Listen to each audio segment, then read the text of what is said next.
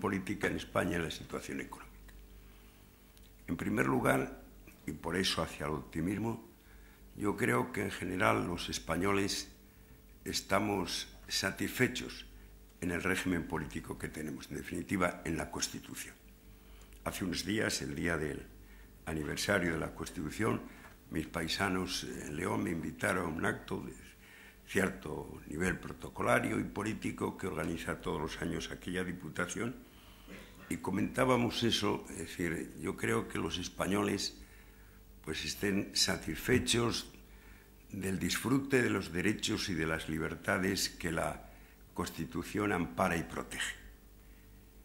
Yo creo que los españoles están convencidos de que los gobiernos, desde el gobierno de la nación hasta el más pequeño de sus 8.000 ayuntamientos, tienen que ser gobiernos elegidos por los ciudadanos. Los españoles, yo creo que también piensan que tiene que haber una justicia independiente a la que respondan los gobernantes, pero también los ciudadanos.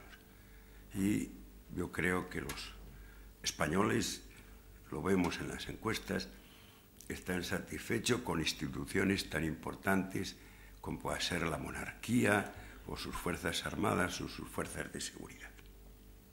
Quizá están insatisfechos con la situación económica, lo están, y están insatisfechos y lo están con la política que se ejerce todos los días.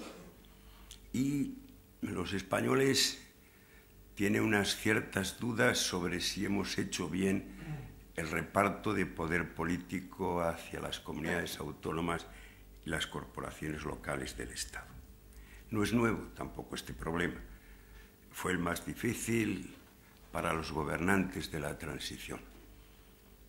Siempre he recordado que aquello que se repetía mucho desde las cátedras de Derecho Constitucional, Derecho Político, que siempre los intentos de los españoles para fabricar libertades habían tropezado con 4 problemas. Uno, la llamada lucha de clases.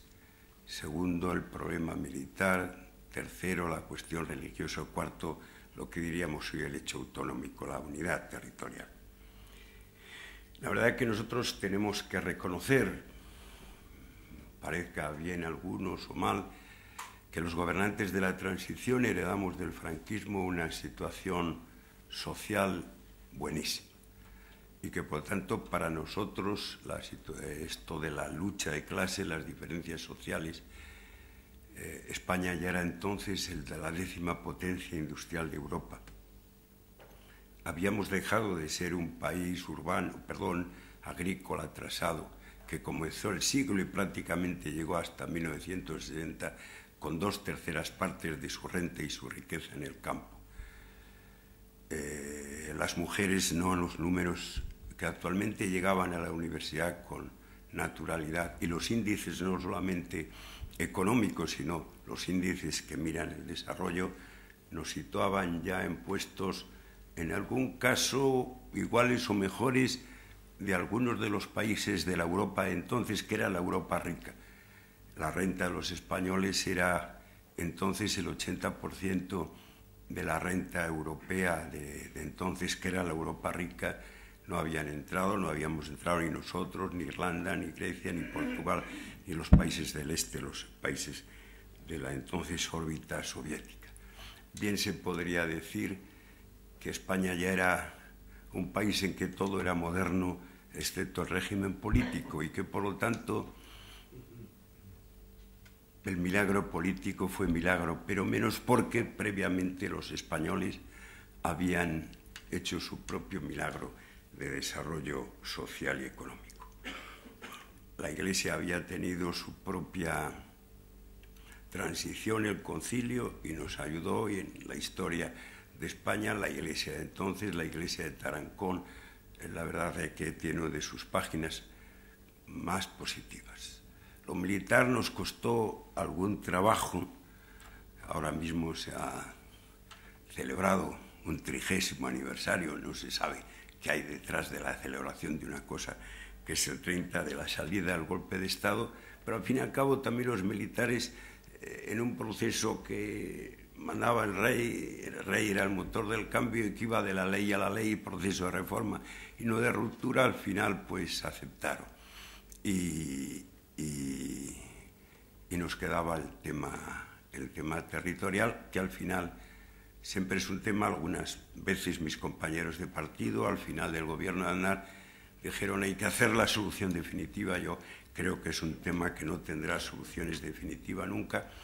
Ya don José Ortega, diputado cunero por la Montaña de León, en la discusión en el 32 del Estatuto de Cataluña, dijo una palabra que yo solo he leído aquella vez, que era que con los catalanes, con Cataluña, tenemos que conllevarnos. Es decir, quiere decirse que ahí siempre habrá un entendimiento difícil, complicado, pero que en todo caso tenemos que abordar sin complejos. Y ahora es una de las dudas que en relación con lo económico suscita, que es el hecho autonómico. El señor presidente del Gobierno, en su discurso de investidura, en el primer discurso de investidura, ya planteó algunas reformas de la Constitución. Digo eso porque, como he hablado de que entiendo que los españoles nos sentimos satisfechos con el armazón institucional del Estado, no estamos ahora, ni muchísimo menos, por eso factor para el optimismo, no estamos ni muchísimo menos en aquella discusión de reforma o ruptura a la muerte de Franco y en los primeros años de la transición. Estamos o en cambio o reformas, y más bien reforma, que era lo menos formalmente en entonces, hoy sería lo más, y yo creo que más bien algunos cambios constitucionales menores. El presidente del Gobierno planteó 4, yo estoy de acuerdo. Algunos tienen una importancia formal, pero ciertamente no son política ni socialmente, digamos, significativos. Uno de ellos afectaba a cambio en la sucesión a la jefatura del Estado para la igualdad hombre-mujer, que no estuvo presente en la Constitución, en la elaboración constitucional. El segundo era la asimilación del derecho europeo, la incorporación del derecho europeo al derecho español. Era en aquel entonces muy importante, porque estábamos pendientes de la Constitución europea, fracasada la Constitución europea. Ni siquiera sería ya un problema muy necesario, pero en todo caso algo que había que resolver. El tercero era que las comunidades autónomas figuraran con nombres y apellidos en la Constitución, cosa que me parece... y el cuarto, de mayor calado, era la reforma del Senado. Yo creo que es un tema que alguna vez habrá que abordar. Es un tema que necesitará, como es lógico, el acuerdo de los dos grandes partidos, la vuelta a la complicidad para las grandes cosas, porque el Senado de verdad tiene que ser el órgano, como dice la Constitución,